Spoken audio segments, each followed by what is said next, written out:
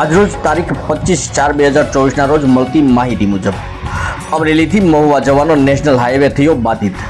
સાવરકુંડલાના બાઢડા નજીક રેલવે ફાટક બ્લોકની કામગીરીના કારણે થયો બાધિત। બાઢડા રેલવે ફાટક પર બંને તરફ 2-3 કિલોમીટર વાહનોની લાંબી કતારો। પીપાવાવ પોર્ટના મસમોટા વાહનો અને એસટી બસોનો ડાયવર્ટ કરવી પડી।